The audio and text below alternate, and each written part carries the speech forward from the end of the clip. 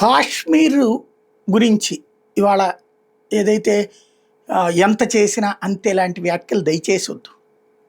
కాశ్మీర్‌కి గతంలో ఓ 25 ఏళ్ల క్రితం వెళ్ళినోళ్ళకి, ఇవాళ వెళ్ళిన వాళ్ళకి చూడండి తేడా కనబడుతది. పెహల్గామ్ ఇన్సిడెంట్ వాడు కావాలని చేశాడు. కాశ్మీర్ రెప్యుటేషన్ దెబ్బతీయాలని చేశాడు. కాశ్మీర్‌కి భారత ప్రజలు వెళ్ళకూడదని చేశాడు.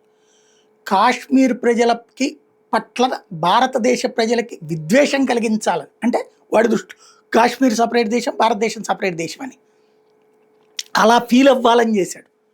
బట్ కాశ్మీర్ ప్రజల పట్ల భారత ప్రజలు ఎవ్వరూ వ్యతిరేకత వ్యక్తం చేయలేదు. ఇది గుర్తుపెట్టుకోవాలి.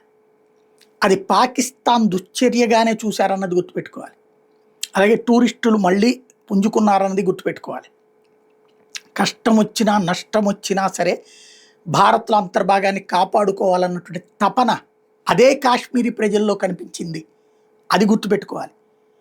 రాళ్లతో, పెట్రోల్ బాంబులతో, సోడా బొడ్లతో ఒకప్పుడు సైన్యాన్ని వెంటాడి భారతదేశపు రక్షణ దళాలను ఇబ్బంది పెట్టినటువంటి ప్రజలు ఇవాళ జాతీయ జెండా పట్టుకు తిరుగుతున్నటువంటిది గుర్తుపెట్టుకోవాలి. అద్భుతమైన మౌలిక సదుపాయాలు గుర్తుపెట్టుకోవాలి. ఇది మనం మార్పు ఈ 10 ఏళ్లలో జరిగింది గుర్తుపెట్టుకోవాలి.